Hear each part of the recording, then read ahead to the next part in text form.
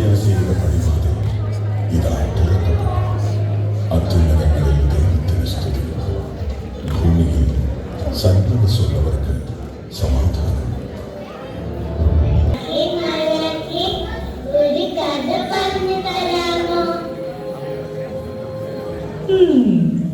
വ്യത്യസ്തമായ ഒരു കഥ പറഞ്ഞു തരാം. ഉണ്ണീശോയുടെ കഥ.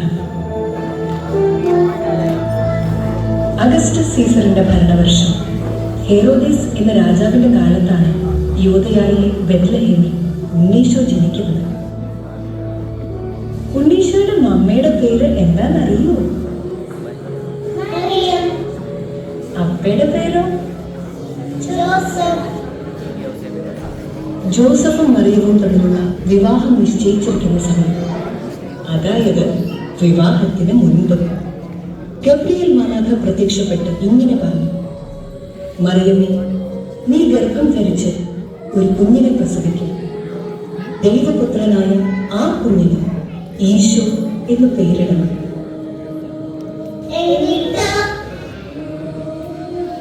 എന്നും ദൈവത്തിന്റെ ഇഷ്ടം മാത്രം ആഗ്രഹിച്ച അമ്മ പറഞ്ഞു: ഇതാ കർത്താവിന്റെ ദാസി, നിന്റെ വചനം പോലെ എന്നിൽ നിറവേറട്ടെ.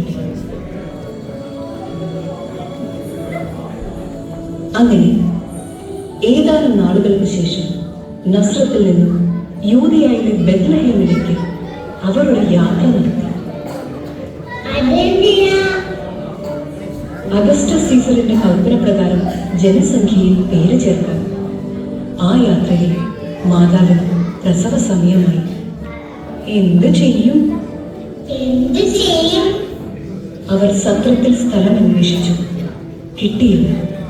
മറ്റു ഭവനങ്ങളിൽ അന്വേഷിച്ചു, കിട്ടിയില്ല. അവസാനം അവരൊരു പുൽത്തൊഴുത്തിലെത്തി. എന്നിട്ട്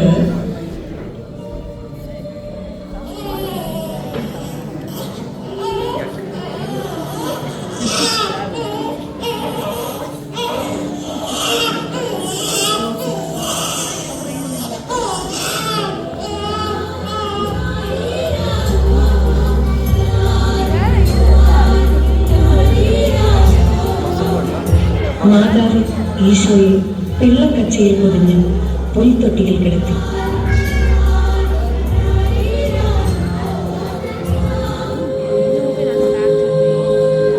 ആ പ്രദേശത്തെ വഴികളിൽ ആളുകളിൽ രാത്രി കാത്തുകൊണ്ടിരുന്ന ഇടയന്മാരുണ്ടായിരുന്നു.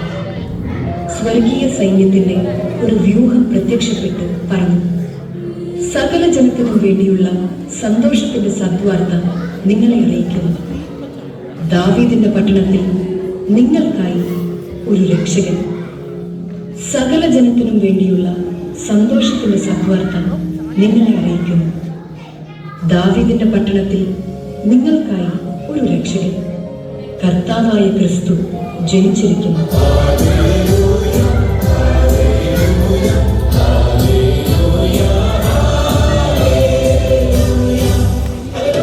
അവരാണ് ഉണ്ണീശോയെ ആദ്യം കണ്ടത്.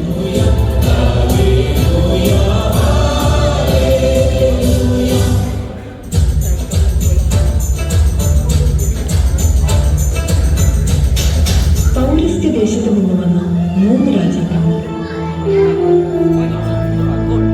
അവരും ഉണ്ണിയെ തേടി ജെറുസലേമിലെത്തി. കിഴക്ക് അവർ കണ്ട ആ നക്ഷത്രം, അത് അവർക്ക് മുന്നിൽ നീങ്ങിക്കൊണ്ടിരുന്നു. അത് ഉണ്ണി കിടക്കുന്ന സ്ഥലത്തിന്റെ മുകളിൽ വന്ന് നിന്നു. അവർ കുമ്പിട്ട് ആരാധിക്കുകയും പൊന്ന്, നീറ, കുന്തിരിക്കം എന്നിവ കാഴ്ചയർപ്പിക്കുകയും ചെയ്തു.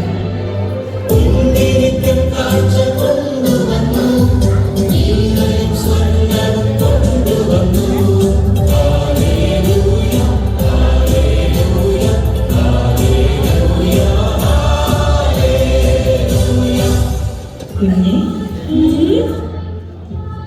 സന്മനസ്സുള്ളവരിലാണ് ഈശോ വരുന്നത്. നല്ല മനസ്സുണ്ടാവട്ടെ എന്റെ കുഞ്ഞിന്.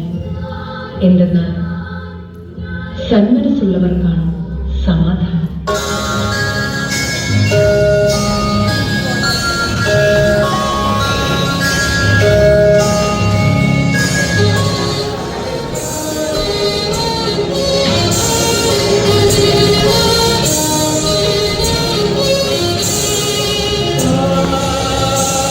Thank